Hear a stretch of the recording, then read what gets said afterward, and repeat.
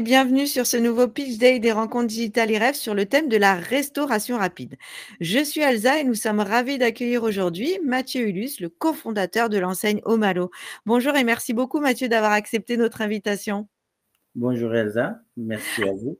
Ah bah, avec plaisir. Alors Mathieu, avant de démarrer notre interview, est-ce que tu peux, s'il te plaît, rapidement pitcher sur le concept, qu'est-ce que c'est Omalo?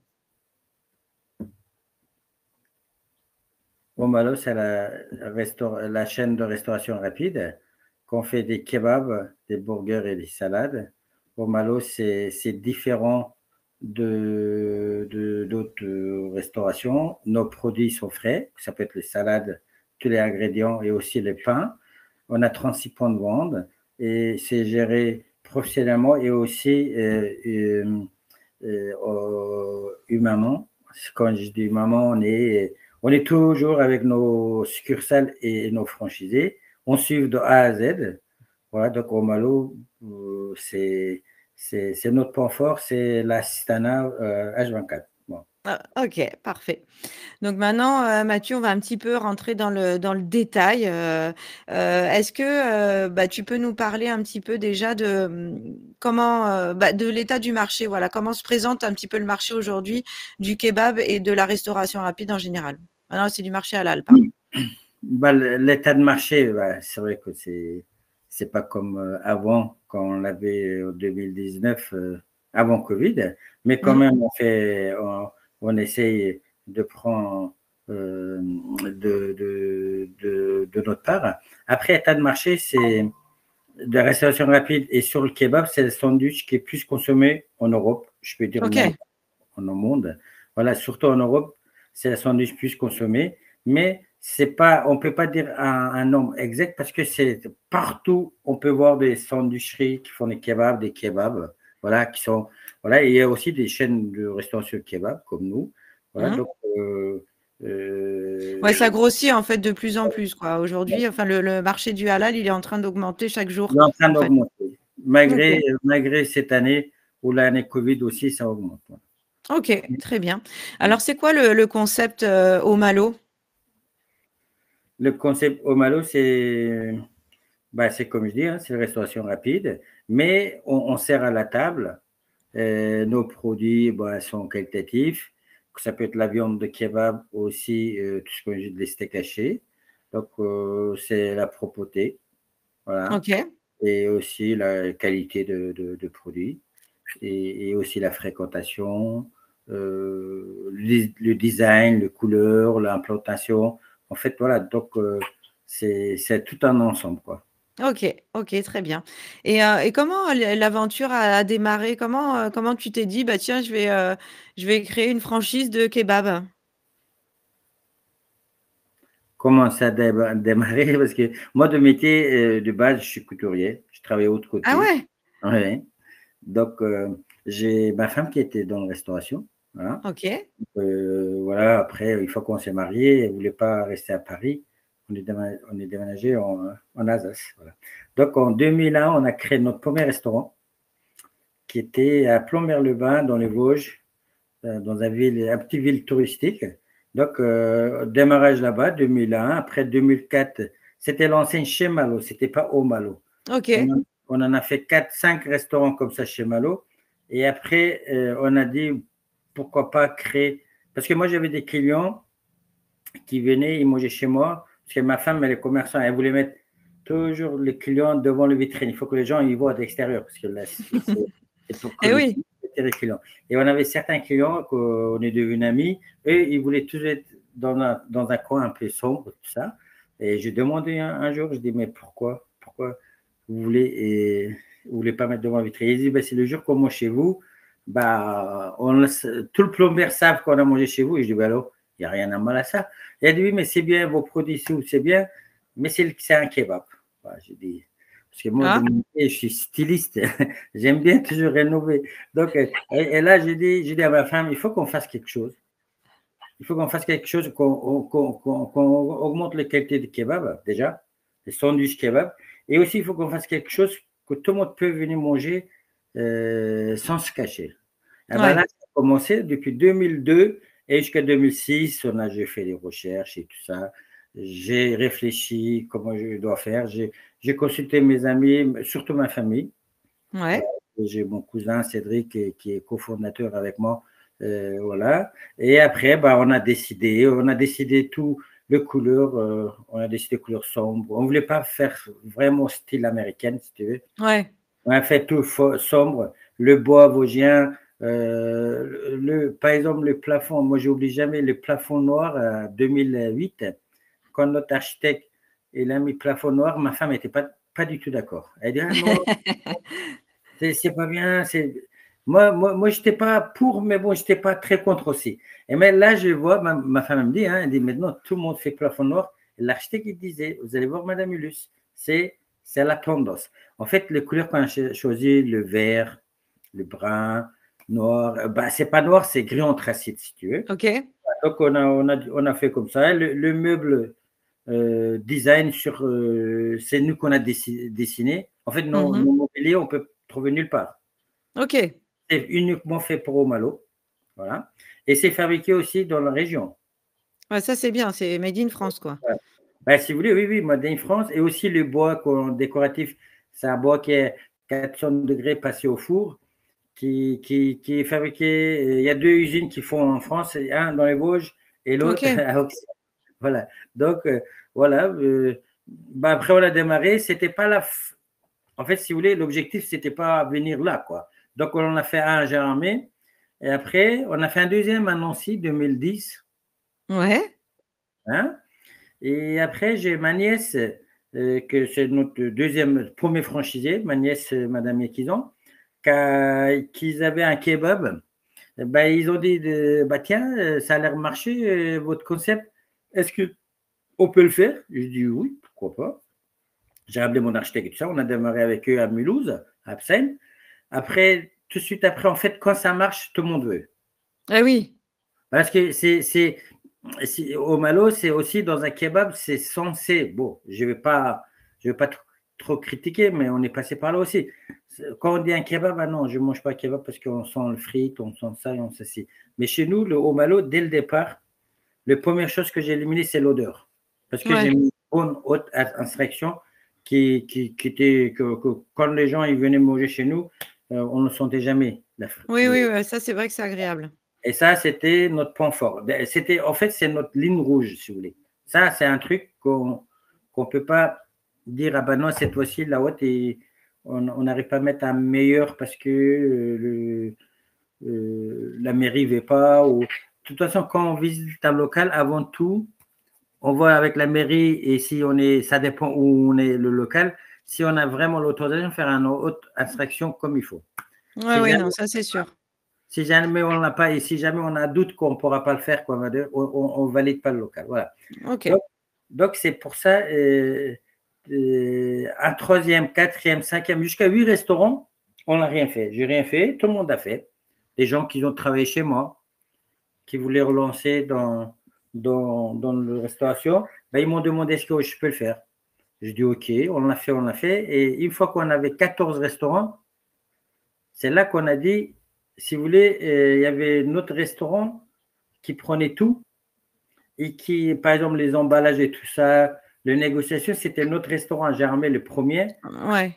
Elle s'en occupait de tout. Mais après, notre cabinet comptable, bien sûr, j'étais entouré par un super cabinet comptable qui était là toujours, ils m'ont aidé. Voilà, tout. Donc, c'est là qu'on a dit, on doit séparer. On doit séparer, on doit faire, pas une franchise, mais une concession, si vous voulez. Ok.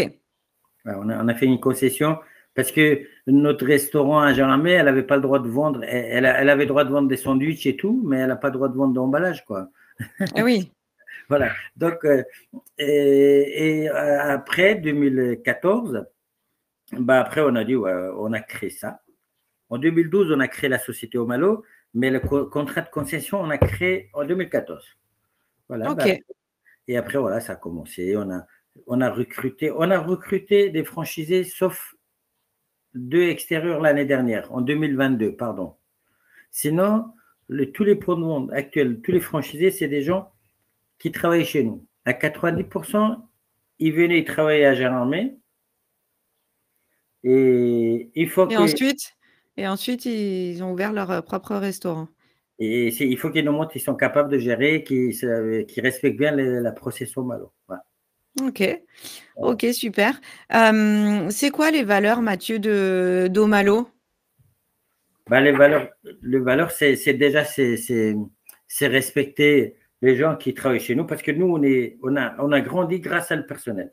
Comme j'ai évoqué tout à l'heure, c'est bien sûr la qualité de produit, le restaurant, le hygiène. En fait, ça peut être aussi le confort de personnel. Parce que Mmh. nous, depuis 2018, même avant, depuis 2016, on ne fait plus de restaurants, des petits restaurants, on ne faisait plus. Pourquoi? Parce qu'il faut qu'on ait un vestiaire, un vrai vestiaire, hein, pour nos personnels, les douches, le personnel, le Ouais, WC. ouais, un vrai vestiaire, Oui, ouais. oui, Mmh. pour nous, c'était primordial. Il y a ça, et aussi être commerçant, Mmh. souriant, attirer dès qu'un client vient chez nous, à 99%, il faut qu'il revienne. C'est pour ça qu'il faut qu'il parte content et c'est pour ça qu'il faut les gens qui savent bien travailler, qui savent bien travailler, qui sont bien C'est formés, sûr. qui Ouais. respectent tout le processus de préparation de sandwich. Donc, ça peut être aussi le ménage, hygiène et aussi propreté. Voilà. Et aussi respect le personnel contre son lieu de travail et au malo aussi respect vers les personnes qui travaillent avec eux. Voilà. Oui, bah, ça, c'est sûr, oui. La Et vraie valeur, c'est ça. Après, bien sûr, les qualités de produits, tout ça, je ne dis pas parce que ça, c'est primordial. Si le kebab, elle n'est pas bien préparée, si la viande n'est pas qualitative, le pain, tout, bah après, ça, c'est autre chose. mais d'ailleurs, c'est quoi la différence entre un kebab et Omalo? Bah, la différence entre un kebab et au malo, déjà chez Omalo, quand vous mangez, vous pouvez manger tranquillement, comme on peut manger ailleurs aussi tranquillement. Voilà. Mais Oui, par oui, contre, je comprends. il y a un suivi à 100% parce que nous, on le sait, notre viande kebab, il y en a certains qui disent, mais nous, c'est vrai, hein, on a la cahier HSPCC et on travaille avec Eurofin, on sait nos poulets, parce que notre viande kebab, c'est de poulet. Hein. Hein. OK. On sait où ils ont élevé, dans quel élevage, et où ils sont abattus et quand ils sont rassemblés, et avec notre sauce et tout ça. Et c'est Eurofin qui contrôle à la usine et Eurofin qui contrôle chez nous aussi. OK. OK, super. Bon, bah, voilà. Ça, c'est pour nous, c'est primordial. Et après, bien sûr, c'est nos recettes. Le sauce. Les secrets de fabrication. Bah, si vous voulez, la sauce blanche chez nous au Malo, c'est la sauce blanche que ma femme elle a créée. Hein. Et c'est vrai qu'on en trouve partout. Mais chez nous, on en vend plus de sauce blanche que kebab. Parce que Ouais, mais c'est ça, il y a sauce blanche et sauce blanche, quoi, hein. voilà. Donc chez nous, le sauce blanche, il est frais aussi. Bah, c'est très important. Il est frais et il n'y a pas de gras. C'est fait avec yaourt. Mais après, c'est la manière de faire de ma femme. Même moi, je ne sais pas tout, mais c'est elle. Chaque restaurant, elle en montre, elle forme une personne, mais le gérant, pas le personnel. Hein. C'est pas Oui. celui qui va partir ou je sais pas. C'est le gérant et elle décide un fait confidentiel. Il ne doit pas montrer à personne. Et Oui, oui. son devoir, il doit faire le sauce blanche et il doit le faire. Donc après, sauce blanche, il y en a partout, mais c'est pas comme nous, c'est différent. Bah, c'est ce que nous, on le dit, parce qu'il y en a certains qui disent que notre sauce est meilleure, mais bon. Bah oui, évidemment. Mais non, mais ça, c'est sûr. Voilà. Mais bon, il y en aura toujours pour dire ça. Et Mathieu, c'est quoi, quels sont les avantages à devenir franchisé ou concessionnaire au Malo? Bah, au Malo, c'est une franchise. On est même adhéré à FFF. Hein. C'est une vraie franchise. On a notre contrat de franchise. Maintenant, on a notre DIP, on a notre savoir-faire, notre manuel opérateur et tout. Voilà. Au Malo, c'est demain, si on vous donne les clés d'un restaurant, on dit voilà, vous l'ouvrez et vous savez par où commencer. En fait, tout est indiqué. Tout est indiqué déjà, même si on n'est pas formé. Après, il y a la formation chez nous. On fait la formation. Après, au Malo, de toute façon, tout. Cette formation aussi, c'est économique. Au Malo, c'est un franchise qui coûte pratiquement pas cher. Mmh. Voilà, pour l'instant, on est comme ça. J'espère que ça va durer. En fait, c'est avec tous les services et tous les assistants qu'on le fait, ça peut être le démarrage, les travaux, même au recrute, au social et tout, on est là tout le temps. On facilite, on dit à nos franchisés tout ce qu'ils doivent faire il doit ouvrir le restaurant, il doit se consacrer sur ses clientèles. C'est Ouais. tout ce qui est administratif. Tout ce qui, s'ils veulent, hein, ce n'est pas une obligation. S'ils Ah veulent. ouais. Voilà. On n'oblige pas, mais on le propose. Mais après, dans nos restaurants, à 90%, même à 100%, il y en a 2-3 qui font de leur côté parce qu'ils sont très, très, très, très loin. C'est en Bretagne. Voilà. Sinon, le reste, non, avantage de Malo, ça veut dire que vous pouvez être. On vous aide, on montre le dossier de financement, déjà la formation. On trouve local ensemble. Et aussi, ça ne coûte pas cher parce qu'on envoie nos formateurs, on ne le facture pas. Comment je peux vous dire, les achats, on le négocie pour eux tout le temps. Ouais, puis c'est rentable aussi, a priori, votre concept, enfin, le concept au Malo, il est rentable. Il est rentable si on respecte le processus, bien sûr. Bah oui.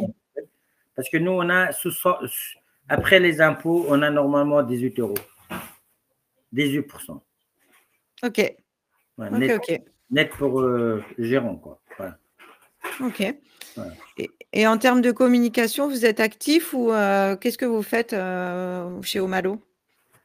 Bah, Qu'est-ce que tu préconises? Est-ce que tu as des actions particulières pour communiquer sur le concept? Qu'est-ce que vous faites? tu aurais dû me proposer c'est quoi vos points faibles, j'aurais dit tout de suite communication. Parce que communication, on a toujours démarré bouche à oreille. Bah, apparemment. Même pour un groupe comme nous, un franchise, moi je dis, hein, c'est notre point faible. Pourquoi? Parce que depuis Covid, on a dit, oh, ça, on va mettre en place. On a dit, on va mettre en place parce que avant, on faisait nous-mêmes. Parce que c'est pour ça qu'il ne faut pas que ça coûte cher. Parce qu'on a créé une service de marketing. Ce n'est pas nous. Au siège, même à la maison mère, il n'y a personne. C'est les franchisés. Ceux qui sont capables. On a une réunion par mois avec ceux qui sont autour le siège. Ceux qui sont loin, c'est tous les 2 mois. Voilà. Et pour qu'ils coûtent moins cher au restaurant, c'est les franchisés entre eux qui décidaient. Bien sûr, on était avec eux, on dit notre point de vue aussi. Donc, c'est comme ça qu'on faisait. Mais moi, je trouve que après, on a décidé, pendant le Covid, on a dit on va travailler avec des sociétés internationales, nationales, des grosses sociétés pour. Oui, parce que là, il y a plein de choses qui sont faites là en termes de com. Regarde, il y a plein d'actions là. Oui, mais ça, c'est nous qu'on a fait avec nos propres moyens et aussi avec notre Ah, partenaire. génial. Avec nos partenaires, je peux le dire, je peux citer le nom. Oui, bien sûr. Pepsi et Orangina. Voilà. Donc, Ok. et ils nous font 4 communications par an. Il y en a 3 OP, c'est Pepsi qui prend en charge. Et le 4e, c'est Orangina. Ok. Ok, parfait. Mathieu, en termes sur le côté financier, en fait, quel chiffre d'affaires on peut espérer faire chez Omalo? Comme là, comme on a mis sur la présentation, ça c'est un restaurant qui fait à peu près 250-300 mètres carrés, qui fait ça facilement, à peu près entre 600 et 800 000 euros chiffre d'affaires. Après, bien sûr, moi je trouve que toujours on peut faire plus parce qu'on communique. Au niveau de communication, voilà, au niveau de communication, on n'est pas comme on souhaitait. Voilà, donc on a des restaurants qui font 1 million, plus qu'1 million, voilà, avec une masse salariée qui a à peu près, on est à 21% de masse salariée. Ok. Voilà. Et aussi, on est à 70%, minimum 70% de marge brute. Ok. Donc, Omalo, c'est un restaurant qui se trouve en centre-ville. C'est On ça? a démarré Plutôt en comme ça et non, on peut dire, mais on veut faire maintenant. Avant, on a démarré avec centre-ville, on est allé dans les zones commerciales. Ouais. Pas un partenariat officiel, mais avec Leclerc. Chaque fois qu'il ouvrait un Leclerc, on Il y ouvrait avait un Omalo. Voilà. Et aussi, dès que certains Leclerc, ils ont fermé leur cafétéria parce que Leclerc, c'est pas des restaurateurs. Donc, eux, ils faisaient des restaurants pour que les gens, le temps de midi et tout ça, ils restent dans leur Ouais, magasin. oui, oui. Et maintenant, ça fait 2 ans qu'on ne l'ouvre pas parce que avec le Covid et tout ça, donc le loyer, il reste quand même. Leclerc, c'est moins cher le loyer, mais bon, on a dit maintenant on veut faire on veut faire mixte, on veut faire chez Leclerc et aussi centre-ville.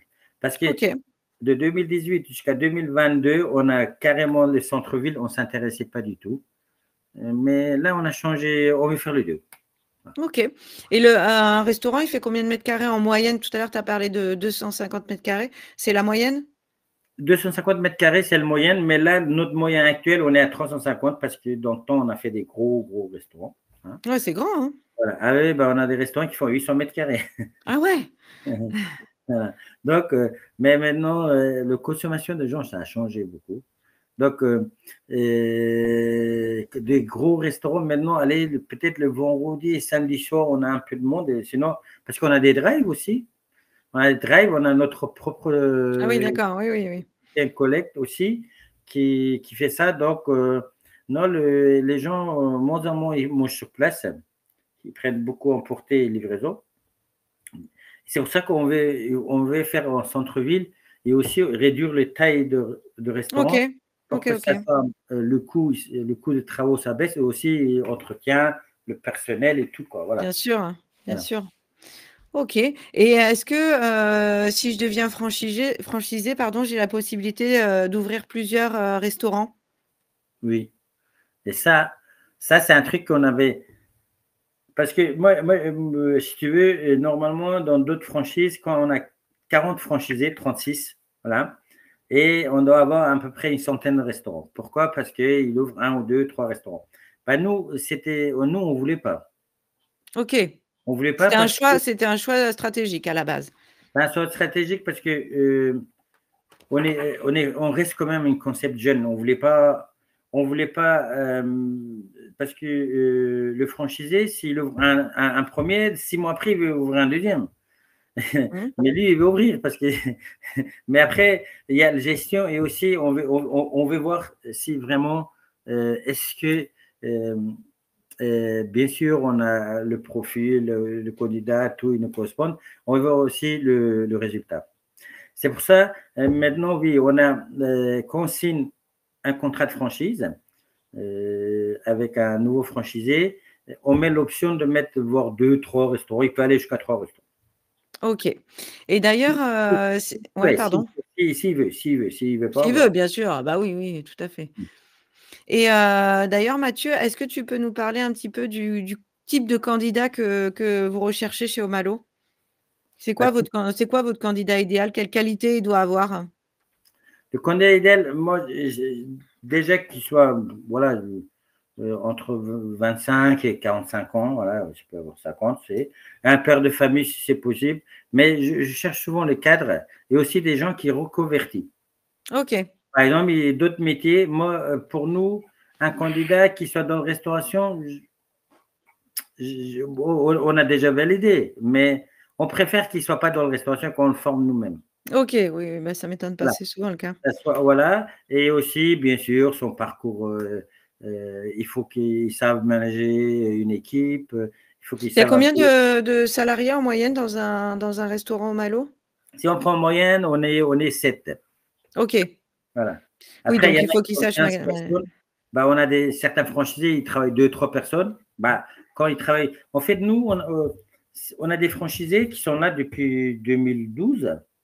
Mais après, eux, c'est les anciens. Ils veulent pas. Pour eux, ils sont très contents. Ils sont bien comme ça, ils n'ont pas envie de bouger. Bouger, qui augmente le chiffre d'affaires, voilà, embaucher plus du monde, pour eux, c'est des problèmes, voilà. Voilà. Mais non, en moyenne, on a des restaurants on a beaucoup de restaurants qui sont en moyenne 10, mais quand on fait un mix, on est 7. Ok. Et est-ce qu'un profil 100% investisseur, c'est un profil qui t'intéresse? Jusqu'à maintenant, on n'a jamais fait ça, mais Ok. pourquoi pas? C'est à voir. Ok. Voilà. Ok, ok. Très bien. Donc, quelqu'un qui est commerçant, qui n'est pas forcément issu de la Oui, restauration, oui, oui. qui a une moyenne d'âge relativement, enfin, ça va, elle est assez large finalement, 25, 45, Voilà. 50, ça va, c'est assez large. Et puis, voilà, qu'il sache manager une équipe, c'est bien. Voilà. Et aussi, pourquoi on ne prend pas l'investisseur? Parce que moi, je trouve que quelqu'un, il doit travailler. Parce que l'investisseur, j'ai fait pas mal d'entretiens avec eux, tout ça. Donc, moi, je comprends, ils ont de l'argent, ils veulent investir, ils veulent gagner comme ça. Mais parce que je préfère que celui qui investit au Malo, il faut qu'il travaille. Il faut qu'il voit comment c'est. Et c'est seulement après, s'il veut faire un deuxième, un troisième, ben on a des franchisés qui disent, voilà, moi, il y a un franchisé qui veut s'installer à un endroit. Par contre, j'ai le local. Si vous voulez, on peut faire au Malo pour lui. Voilà. Qu'il n'investit pas dans le deuxième restaurant, mais qu'il investit dans le mur, le prochain au Malo. Voilà. Il y en Ok, a. ok.